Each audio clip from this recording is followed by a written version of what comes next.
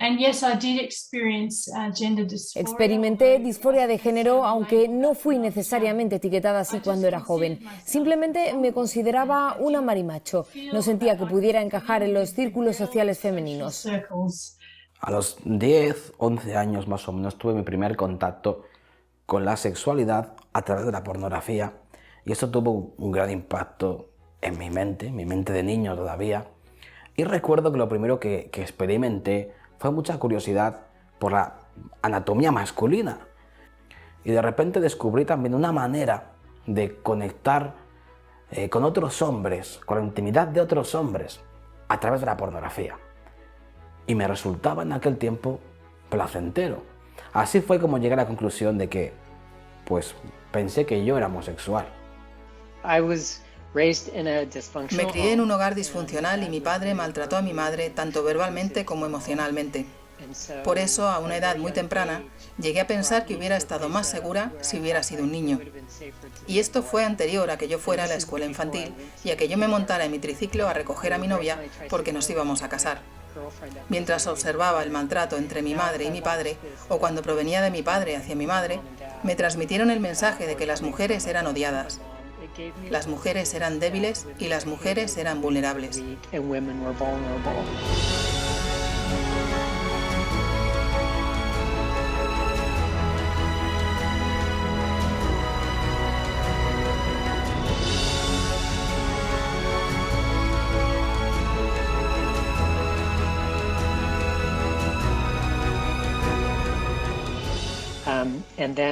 Y luego, a medida que seguí creciendo, esa sensación de querer ser un chico nunca me abandonó y empecé a tener fantasías acerca de tener novias.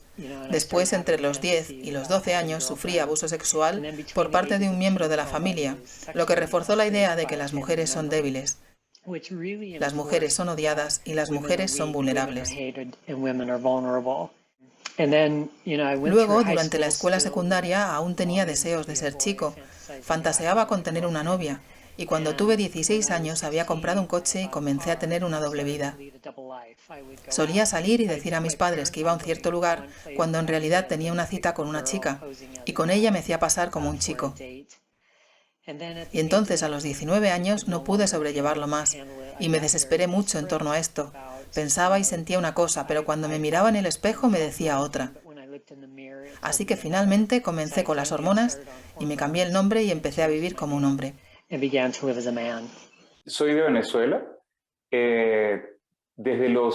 Diría yo que mi infancia fue un poco bastante difícil. Desde los 5 años, de que tengo uso de memoria, realmente llegó 5 años, pero creo que fue desde antes de eso, yo experimenté abuso sexual por parte de alguien cercano a la familia. Fue abuso sexual desde los 5 hasta los 12 años. Aparte de eso, mis papás se divorciaron cuando yo tenía 7 años.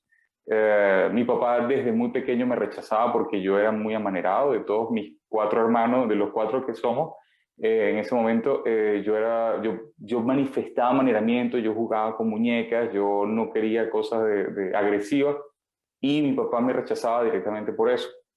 Así que desde los 12 años ya yo estaba realmente acostándome con muchísimas personas. A los 15 años ya yo estaba prostituyéndome, de hecho, y para mí estaba bien, porque ya me gustaba el sexo con hombres. Entonces, si aparte de gustarme, estaba recibiendo dinero por eso, entonces era como negocio. Les confesé que yo era homosexual. Ella me dijo, hijo, es que si tú nunca hubieses sido abusado sexualmente en la infancia, ¿serías tú homosexual? Y yo nunca me había hecho esa pregunta. Y yo dije, yo no sé la respuesta a eso, pero yo acepto hacerme la pregunta. Esto, quizás si yo nunca hubiese sido expuesto al sexo y al placer con hombres desde tan pequeño, tal vez yo no estaría acá. Tal vez yo no tuviera esta atracción por hombres. Y eso ahí como que fijó ese antes y después entre una atracción por el mismo sexo y una atracción indeseada por el mismo sexo. Entre mi padre y yo no llegó a establecerse nunca un vínculo padre-hijo estrecho.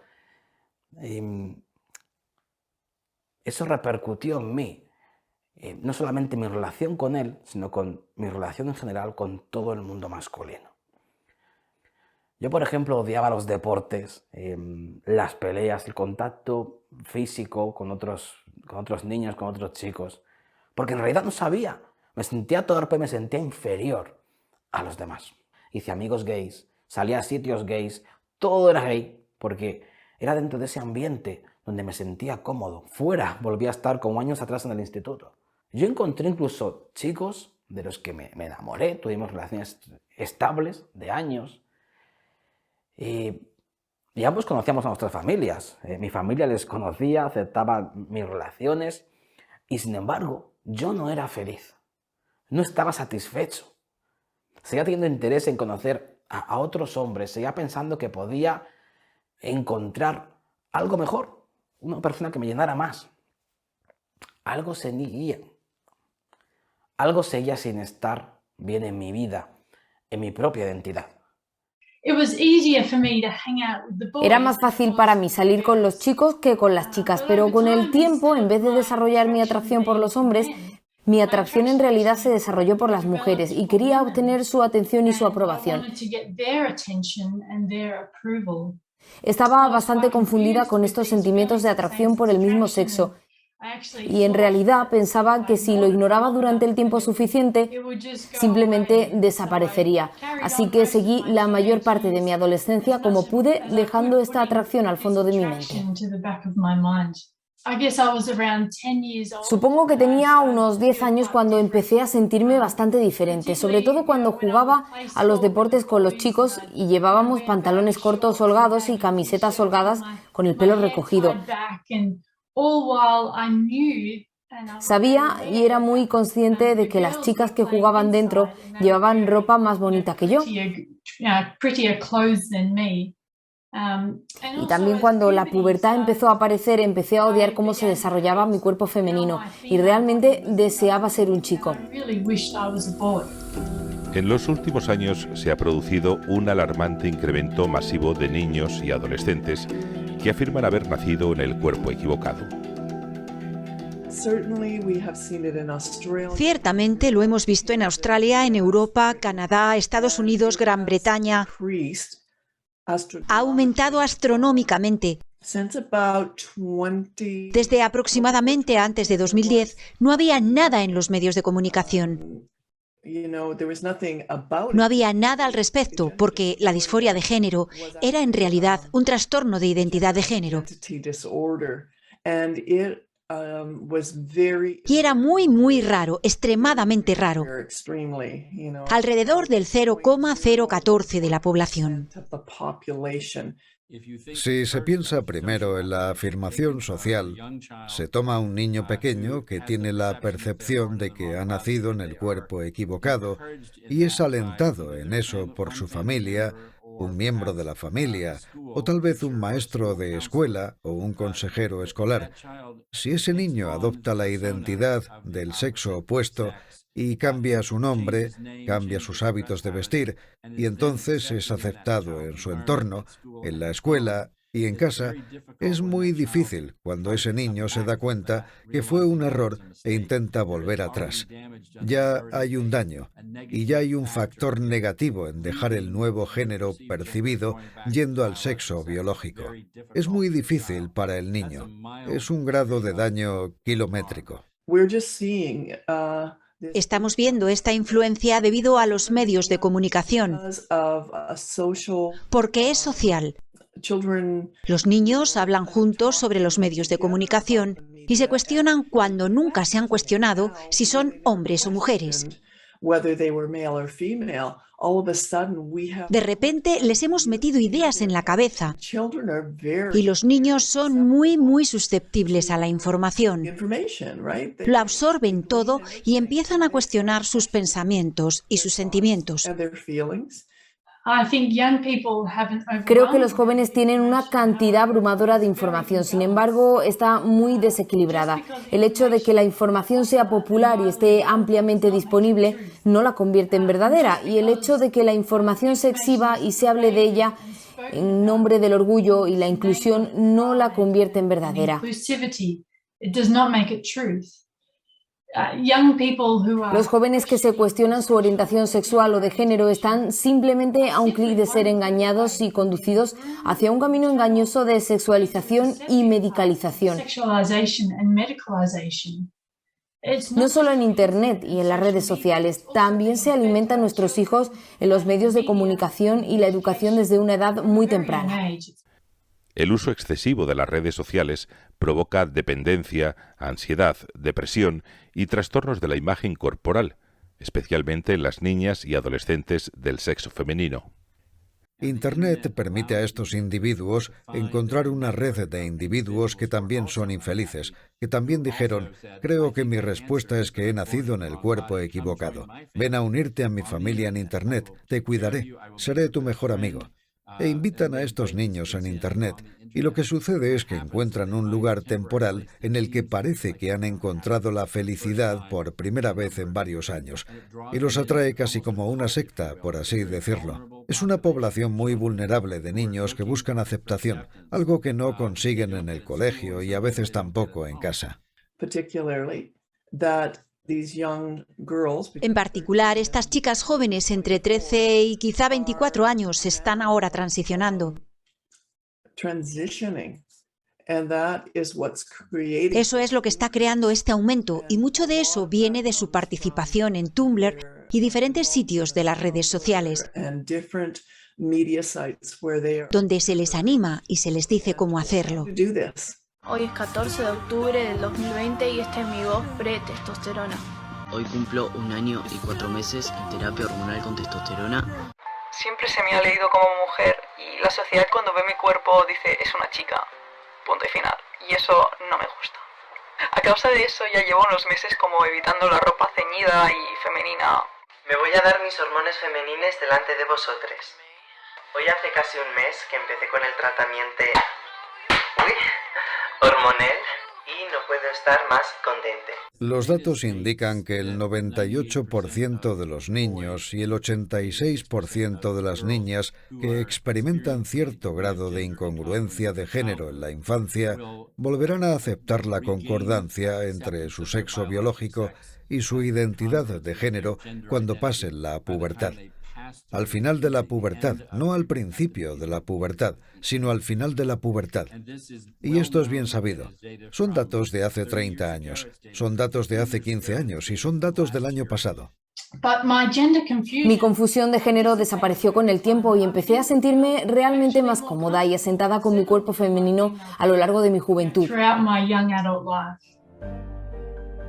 La edición más reciente del Manual de Trastorno Mental, Diagnóstico y Estadística, volumen 5, más conocido como el DSM-5 de 2013, es la guía más utilizada por expertos de todo el mundo. Esta última versión dice que las personas que desean cambiar de género no padecen desorden o trastorno alguno, tienen disforia de género, lo que quiere decir que manifiestan una marcada incongruencia entre su género experimentado y su género biológico, pero no tienen ningún trastorno. Pero la realidad es que era un fenómeno muy raro y que era un trastorno mental. Luego, en el Manual de Diagnóstico y Estadística en 2014, se renombró a disforia de género, con lo que inmediatamente se le ha restado importancia y en lugar de seguir siendo un trastorno, ahora es disforia. Es un malestar.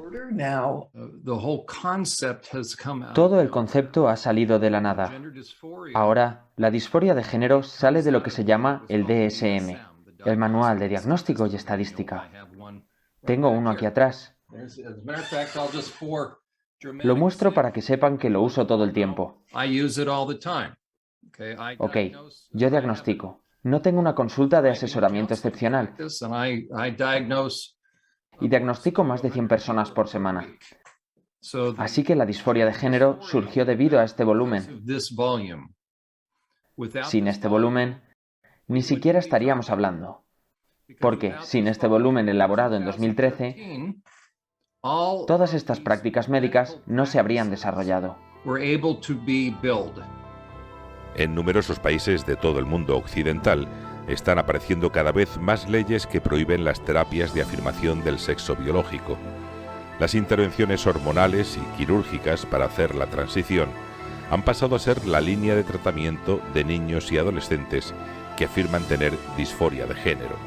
El tratamiento médico es muy perjudicial y al detener la pubertad se detiene todo el proceso de las hormonas de la pubertad que crean las respuestas que el cuerpo biológico está esperando. Un cuerpo biológico masculino espera ver altos niveles de testosterona. Un cuerpo biológico femenino espera ver altos niveles de estrógenos. Cuando eso no sucede, los sistemas no maduran, permanecen inmaduros. El testículo y el ovario no maduran en otros órganos. Los huesos pierden calcio que no se puede recuperar. El cerebro no se desarrolla completamente como se esperaba porque no están las hormonas de la pubertad que corresponden al cuerpo biológico. Así que también el daño se produce a la larga con la esterilidad y la infertilidad debido a la incapacidad del ovario o el testículo para averiguar qué hacer. Y eso no suele ser recuperable. No lo sabemos. Se habla de que los bloqueadores de la pubertad son totalmente reversibles y la respuesta es que no lo son. Estos niños que son tratados con los productos farmacéuticos tendrán que soportar esos productos farmacéuticos el resto de su vida. ¿Por qué? Porque si dejan de tomar las hormonas, ¿qué sucede? El cuerpo vuelve a su género. Así que tienes un cliente de por vida. ¿Puedes imaginar estar en cualquier otro negocio? ¿Cualquier otra industria en la que tengas un cliente de por vida? Cuando a un niño se le dice repetidamente que si no hace la transición se suicidará, y eso es lo que se le dice en el grupo de compañeros, es un ejemplo contagioso. Se llama el efecto del tiempo y es un fenómeno de imitación, así que seguirán repitiendo estas cosas. Esto los padres tienen que tenerlo en cuenta y tienen que presionar por una evaluación psicológica. El niño no necesita bloqueadores de la pubertad. Deben sacar los bloqueadores de la consulta del médico y que ese niño reciba atención psicológica de algún trabajador de salud mental. Cada vez más investigaciones asocian el desarrollo de la identidad transgénero con trastornos psiquiátricos como el autismo y el TDAH. El estudio más importante hasta la fecha, de la Universidad de Cambridge, realizado sobre más de 600.000 personas, revela que las personas transgénero tienen de 3 a 6 veces más probabilidades de ser autistas. Si ya están dentro de la pubertad, no tiene sentido detener la pubertad. Simplemente se inician las hormonas sexuales. Y de nuevo, esto sucede generalmente en la primera o segunda visita en las clínicas, aquí en los Estados Unidos. Pasan por alto la evaluación. Nadie se detiene y pregunta, ¿cómo sucedió esto? ¿Por qué te sientes así? Sentémonos y repasemos tu historia de vida, tu historia de salud mental. Entrevistemos a cada uno de tus padres por separado. Entrevistemos a tus hermanos, a todas las personas que viven en tu entorno social y averigüemos cuál es la dinámica de las relaciones interpersonales. Eso hay que hacerlo en todos los casos. Cuando tenemos un niño que viene con un trastorno alimentario, anorexia nerviosa, eso es lo que se hace.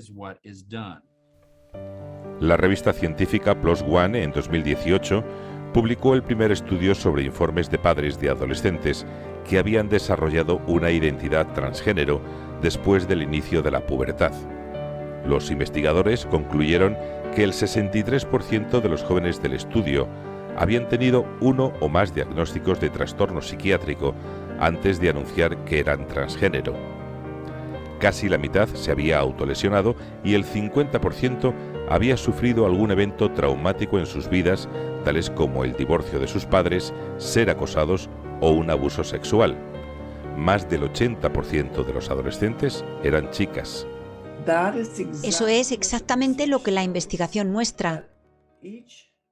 Que cada niño o adolescente con disforia de género tiene al menos un diagnóstico de enfermedad mental.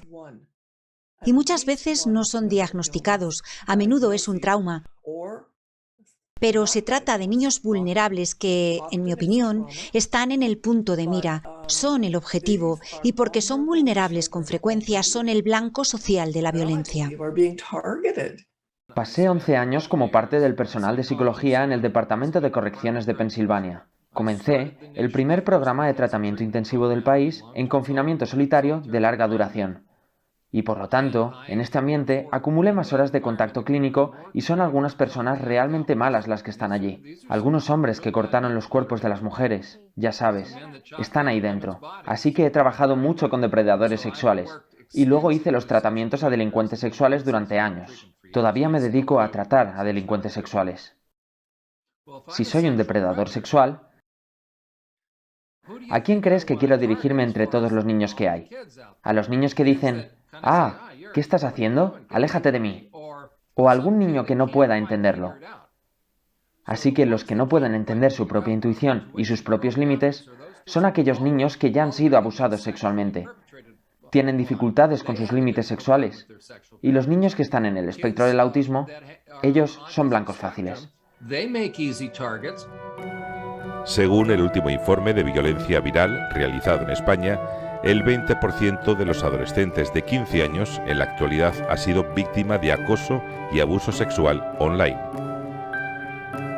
La organización Child Rescue Coalition advierte que más de 750.000 depredadores sexuales circulan por Internet extorsionando a niños para producir pornografía infantil. 1 de cada 10 menores envía mensajes, fotos o vídeos de contenido erótico y sexual personal a través del móvil por las redes sociales. Si tienes un niño de 10 años, si tienes una niña que te dice que a los 10 años se dio cuenta de que era bisexual, te diré lo que le pasó a esta niña. Alguien estaba preparando a esta niña. La introdujeron en la pornografía. Luego la introdujeron a ese concepto adicional de homosexualidad. Y luego la desviaron a la bisexualidad. Así que estás tratando con una niña que fue sexualmente manipulada y preparada. Y no es de extrañar que ahora esté confundida de género. Gender Mapper es un proyecto internacional que rastrea la aparición de nuevas clínicas de identidad de género. Según los fundadores, han documentado ya más de 300 clínicas de género pediátricas en Estados Unidos. Solo en la plataforma GoFundMe hay más de 39.000 adolescentes recaudando fondos para extirparse sus senos sanos. Les vengo a contar que estoy juntando plata para poder hacerme una mastectomía doble y estoy buscando premios porque voy a hacer una rifa. Próximamente me voy a hacer una mastectomía, así que quiero hablarles sobre esta operación. La mastectomía es un procedimiento quirúrgico para extirpar la mama completamente de esta zona. Como cada persona de su cuerpo puede hacer lo que quiera, yo voy a agarrar y me voy a extirpar estos senos horribles que tengo. He diseñado 3 modelos de camiseta y 3 modelos de tote bags para la campaña de mi mastectomía y he decidido hacer un sorteo por toda la buena acogida que ha tenido esta campaña. Según mis datos, de mis trans, por ejemplo,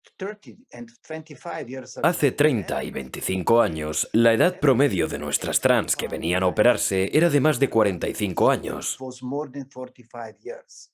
Hoy tienen menos de 21 años.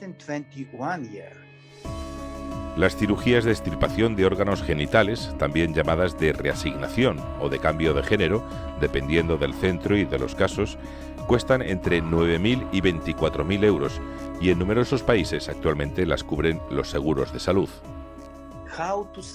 ¿Cómo preservar los órganos? Quiero decir que si se realizan aproximadamente 1,5 millones de cirugías transgénero en el mundo al año, ponemos un mínimo de 1 millón de órganos en la basura. Órganos masculinos, testículos, ovarios y úteros ahí. Mi objetivo es crear un banco internacional y después usar estos órganos después de quitarlos para otras personas que están buscando esto. Cada vez salen a la luz más jóvenes arrepentidos de su proceso de transición, pero en numerosas ocasiones sucede cuando la cirugía ya ha extirpado pechos, ovarios, útero, testículos o genitales. Pero una de las peores complicaciones, una de las más malas complicaciones, que es muy difícil de tratar, es si se arrepienten. Si a una persona le pesa la transición quirúrgica de un género a otro. Y puedo decirte que ha empezado a incrementar en los últimos 10 años. Solo en la plataforma de Reddit hay más de 17.000 jóvenes arrepentidos que desean volver a su condición biológica natural. A lot of what drove me to transition in the first place was linked to a lot of mental health issues and a lot of stuff that I had going on. Nobody in the medical or psychological field ever tried to dissuade me to offer other options. There are so many overlapping or interlacing conditions that can be confused for gender, like for a need to transition, or can cause dysphoria, and going through the massive list that nobody ever really went over with me as a kid. Las asociaciones de apoyo a la de transición se multiplican por Europa, Estados Unidos y Australia. Por supuesto que hay efectos de las hormonas y efectos residuales, tales como la caída del cabello y la calvicie masculina.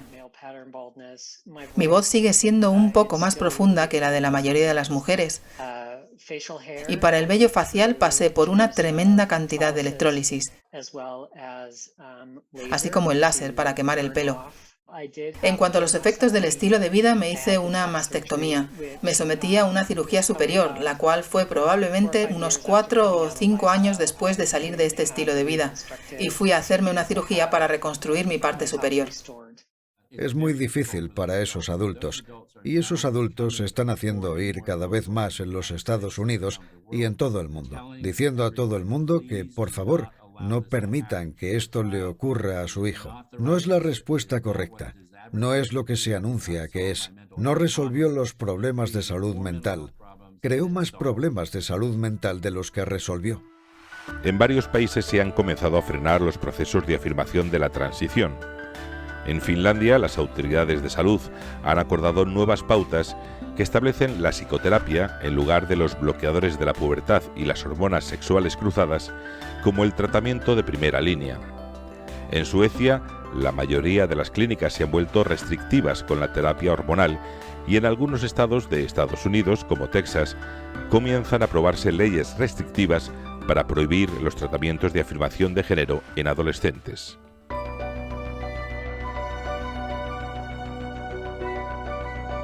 Numerosas publicaciones científicas constatan un mayor riesgo de problemas de salud entre las personas del colectivo LGTB, como es el cáncer de piel, los tumores por infecciones virales, el SIDA, la obesidad y la diabetes. Según la Alianza Nacional para la Salud Mental de Estados Unidos, las personas LGTB corren un riesgo 3 veces mayor de padecer trastornos de salud mental, como ansiedad, depresión y trastornos alimentarios. Y en la adolescencia, las personas lesbianas, gays y bisexuales tienen el doble de probabilidades que el resto de la población de consumir alcohol y drogas. En los últimos años, la práctica del llamado chemsex se ha popularizado en Estados Unidos y por toda Europa. El chemsex se define como el uso intencionado de drogas para mantener relaciones sexuales durante un periodo prolongado de tiempo. Está vinculado a hombres que tienen sexo con hombres. Una frecuencia del 10 al 15% entre la población de hombres que tienen relaciones sexuales con hombres es un porcentaje muy alto, Y si nos vamos a la población que tiene infección por el VIH, el porcentaje todavía se eleva. La gente que practica chemsex adquiere la infección por VIH 5 veces más frecuentemente que los mismos hombres que no utilizan el chemsex. Por lo tanto, la frecuencia de chemsex entre la gente con el VIH es muy elevada. En estos momentos, el chemsex es una amenaza real que pasa desapercibida, ya que se está convirtiendo en una epidemia imparable y silenciosa. El chemsex es ya de hecho un problema de salud pública. Un problema de salud pública al que seguramente no se le presta suficiente atención todavía. Este es si queremos, un nuevo perfil de usuario de drogas que no coincide con aquella imagen del usuario de drogas de los 70, de los 80, de heroína, debajo del puente, mal tirados. No, son gente más sofisticada, que lo vive de una manera diferente y que por lo tanto ellos mismos tampoco tienen la impresión de ser adictos. Sin embargo, la paranoia, la psicosis, la depresión y el suicidio asociado comienzan a alertar a las autoridades sanitarias de muchos países. El consumo de chemsex tiene asociados dos problemas de salud en orden distintos: el biológico, médico, y el psicológico. A nivel médico, ¿cuáles son los principales problemas? La adquisición de infecciones, y ahí pues, hay que sacar el VIH y todas las demás enfermedades de transmisión sexual o que se transmiten por vía sanguínea, porque formando parte del chemsex puede haber también el consumo de drogas parenterales, de drogas intravenosas, y eso permite la transmisión pues, de los virus de la hepatitis y de los virus de transmisión sanguínea. Pero luego además el consumo repetido de drogas, como todas las adicciones, lleva asociados trastornos psicopatológicos en las personas que lo consumen. Yo nunca me he drogado, ni he fumado ni siquiera. Y bueno, era un chico que tenía relaciones largas, de años, estables. Y había más conocidos que también eran como yo. La pornografía, como pasa en la vida de muchos hombres heterosexuales también, me acompañó durante muchos años. Incluso cuando yo tenía pareja estable, seguía necesitando consumir pornografía. Cuando fui a la universidad me atrajo la compañía equivocada y eso estimuló mi curiosidad, mi naturaleza exploradora, y esto me llevó a involucrarme en relaciones que no eran saludables y finalmente me metí en relaciones lésbicas.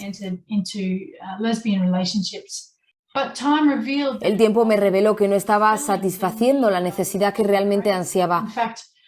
De hecho, comencé a experimentar una ola de relaciones promiscuas que parecían decepcionarme y atraparme continuamente. Y en mi desorden yo también los defraudé, y la vida gay no parecía ser tan divertida después de todo. Mi búsqueda del alma gemela me hizo sentir profundamente herida, decepcionada y sola. Yo me había aceptado como gay cristiano. Ya yo había estado expuesto a una teología que hoy día considero más bien herejía, y disculpa el que se ofenda, pero decían cosas como, bueno, Jesús dice, ama a tu prójimo como a ti mismo, y prójimo es prójimo aunque sea hombre. Y yo decía, bueno, eso es lo que me pasa a mí, yo amo a mi prójimo, pero mi prójimo es hombre. Decían cosas que Jesús nunca condenó la homosexualidad, cosas por el estilo, pero que al final lo que buscaba era alinear lo que sentía, alinear la palabra a lo que sentía. Entonces era un tema de acomodar la palabra para que se ajustara a lo que yo sentía, y en mi esfuerzo de tratar de hacer las paces entre lo que creía y lo que sentía, decidí aceptarme como gay cristiano, pero yo sabía que eso no era, porque al final de cuentas seguía en la misma situación, seguía estando adicto a la pornografía, a las aplicaciones, al sexo, todo. Pasaron los años, me convertí en un hipócrita. Me convertí en esa persona que dice, bueno, ya, sí, yo cambié, yo decidí por Cristo, yo ahora entiendo lo que dice la palabra, y de mí no me gustan los hombres, ya yo no ando en esas cosas. Era mentira. Yo salía de la iglesia y yo me iba a acostar con hombres, yo salía de la iglesia, iba a ver pornografía, iba a hacer cualquier cosa, y luego volví el domingo de nuevo con mi cara bien lavada, tratando de ser un buen cristiano.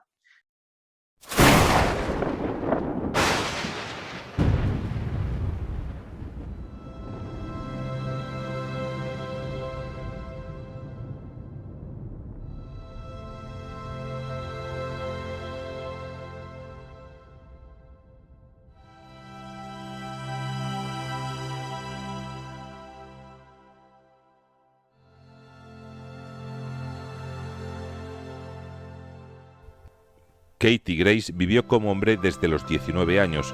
Con frecuencia cambiaba de relación y en una ocasión acompañó a una de sus parejas a su iglesia. Durante los siguientes 4 años se involucró en las actividades parroquiales, pero viviendo aún como hombre. Un día su director espiritual le hizo enfrentarse a la verdad y su vida cambió. Estos 4 años yo continué viviendo como un hombre y me miraban. Y mi director espiritual me dijo, mira, estamos oyendo rumores sobre ti y solo queremos saber quién eres. ¿Quién eres realmente? Y yo le dije, soy una mujer viviendo como un hombre. Y justo cuando le dije eso, el Espíritu Santo hizo ¡puf! Y sopló dentro de mí. Y fue en ese momento cuando yo supe que tenía que volver a ser la mujer tal y como Dios me había creado. No había plan B, solamente había plan A. Salí de ese estilo de vida para ser la mujer que él había dicho y como él me había creado. Y desde ese momento en adelante ya nunca he mirado hacia atrás y no he querido ser un hombre desde entonces.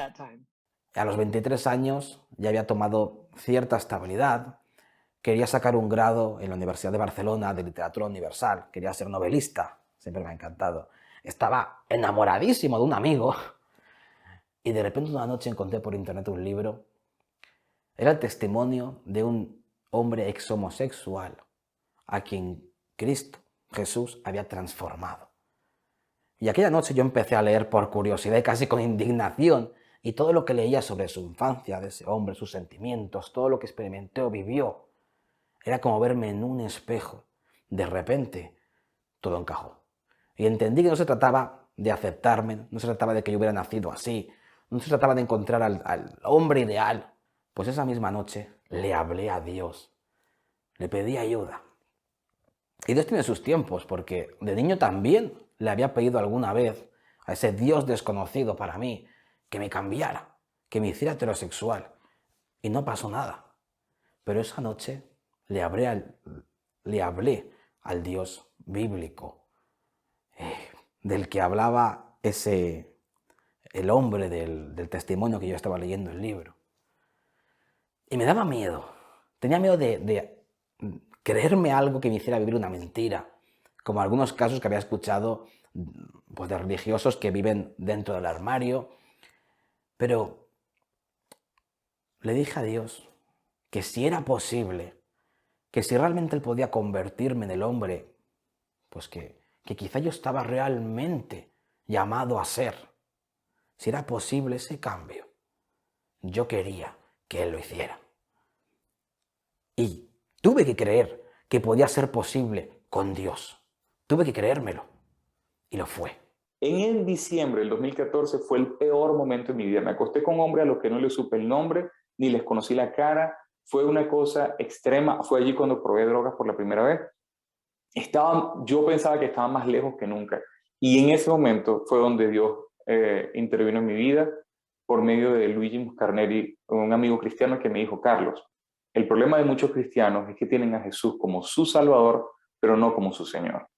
Cuando él me dijo eso, primero me sorprendió porque yo sentí la presencia de Dios por medio de él. Yo no podía creer que Dios estuviera hablándome allí en mi peor estado posible. Eso me hizo entender que Dios me amaba a pesar de lo que yo estaba haciendo.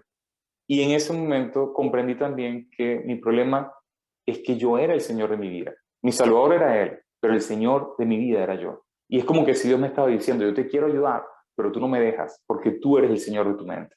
A los días me rendí. A los días le dije: Señor, ¿sabes qué? Ya no me importa nada. Si me cambias o no me cambias, si voy a ser gay, asexual, heterosexual, ya no me importa nada, todo lo eché a perder. Solo quiero seguirte. Conviértete en mi Señor. Y a partir de ahí comenzaron a ocurrir los milagros uno tras otro. Yo hoy día entiendo que Dios me amó y me recibió como yo me encontraba. Pero su gracia siempre te transforma. Su gracia nunca te deja igual, sea la condición en la que llegues. Recuerdo el momento en que conocí el perdón de Jesús por mis acciones y elecciones pasadas. Conocía este concepto en teoría, pero en ese momento realmente tocó mi corazón. Me había aferrado al arrepentimiento y a la culpa durante tanto tiempo y fue un gran alivio conocer su perdón continuo. Y luego la oportunidad de empezar de nuevo, si se quiere, con una hoja en blanco de pureza en las relaciones y en la sexualidad. Me llevó unos 5 años después de haber dicho sí al Señor y de salir de ese estilo de vida. Trabajándolo, y no solo eran los momentos físicos, sino también los emocionales. Y mis pensamientos y mi sistema de creencias, lo que tenía que ser superado. Tuve que luchar con la creencia de que las mujeres son buenas y tienen algo que ofrecer, que las mujeres son valiosas y tenemos una voz, que somos importantes y que ser una mujer es bueno, y comprender que había un lugar para mí como mujer. Dios creó los hombres y las mujeres, y son opuestos y complementarios, y hay un propósito para ellos, que es crear una nueva vida. Y hacer cualquier cosa que interrumpa esto es ir en contra del plan que Dios tiene para la humanidad. Nuestra esperanza, para mí y para muchos, está en Dios. Y creo que hemos sido creados hombre y mujer. Y eso justamente lo afirma la biología. Pero la esperanza que tenemos es cómo rezamos por nuestros hijos, sin importar la dirección que tomen en la vida. Mi hijo mayor estuvo llevando una vida gay durante 11 años y lo dejó porque no le gustaba en lo que se estaba convirtiendo. Empecé a verme a mí mismo de otra manera, a aceptarme realmente como hombre. Acepté que no tengo que ser como otros para ser hombre. Lo soy tal como Dios me ha creado. No tengo que ser un boxeador, no tengo que ser un futbolista, un atleta. Y ganando seguridad en mi propia identidad empecé a relacionarme también, a crear relaciones sanas con otros hombres heterosexuales. Así que al llegar a Cristo, para mí fue muy liberador poder relacionarme con otros hombres heterosexuales, poder sentirme uno más de ellos, y eso fue clave. Y después, cuando me asaltaron dudas, miedos, porque llegan miedos, ya que todo el mundo, todo tu entorno, familia, los medios de comunicación, los supuestos profesionales de este país, te dicen que no es posible cambiar la sexualidad, que te vas a hacer daño, que no te va a ir bien. Entonces, cuando todas esas dudas venían de mi mente, fue clave verme como Dios me ve, como el hombre que Él creó, que Él planeó desde el principio de la creación que yo fuera. Cambiar no es imposible, tú puedes cambiar, pero realmente tienes que quererlo. Si mantienes un pie buscando ese estilo de vida, si mantienes un pie con tus amigos LGTB, no puedes, no funciona. Ambos pies tienen que estar en la verdad. Tienes que ver a Dios, tienes que querer la verdad, tienes que bañarte en la verdad. Y voy a ser honesta, hay partes que fueron difíciles, fue duro. Sin embargo, soy libre. Ahora la paz, la esperanza, la alegría que tengo de vivir todos los días como Dios me creó es tan valiosa. Soy tan libre de tantas cosas que la lista es larga. Y tú puedes tener eso también. Puedes tener eso también. He experimentado más seguridad y estabilidad y felicidad de lo que jamás podría haber imaginado. Hace 15 años no me veía felizmente casada con un hombre y mucho menos teniendo mis propios hijos, pero ahora soy la prueba viviente de que ese cambio es posible. No solo en mi orientación sexual, no solo en la mejora de mi salud mental, sino también en mi deseo de ser mamá y de querer serlo. Me encanta y es increíble que Dios pueda cambiar los deseos de tu corazón. Tuve una relación con una muchacha que no, fue un desastre. Pasé como 3 años de nuevo solo, disfrutando de mi relación con él, sanando, renovando mi mente, enfocado en él. Y en un momento dado, el Señor me dijo: yo te voy a dar a alguien que tiene su identidad en mí y que va a saber reconocerme a mí en ti. Y al mes conozco a mi esposa. 5 meses y medio y ya nos habíamos casado. Y fue una relación, primero una atracción espiritual, fue con reconocer a Dios en el otro, luego una conexión emocional. Y el primer beso, porque no nos dimos ni un beso, el primer beso nos lo dimos en el matrimonio. Y eso fue algo que yo nunca había experimentado, tener una relación en ese orden, espiritual, emocional y físico, luego en el matrimonio. Hoy, como hombre heterosexualmente casado, puedo comparar lo que vivo ahora con mi mujer, con lo que viví en el pasado con mis parejas de sexo masculino. Y pues para mí no tiene punto de comparación. Ahora me siento realizado como hombre, como marido, como padre. La confianza que tenemos, la mutua satisfacción que experimentamos, todo es muy diferente. Bueno, ya tengo 4 hijos, pero quizá en un tiempo quisiera tener más, eso sí me gustaría, ya que los niños han sido una de las grandes bendiciones que Dios me ha dado. Y bueno, que durante tanto tiempo en mi pasado creí que jamás llegaría a tener. Pero sobre todo, lo que le pido a Dios es poder seguir conociéndole. Es mi gran pasión. Él inició una obra a nuestro favor hace más de 2000 años. para transformar el mundo entero. Y me alcanzó a mí, hace un tiempo me transformó.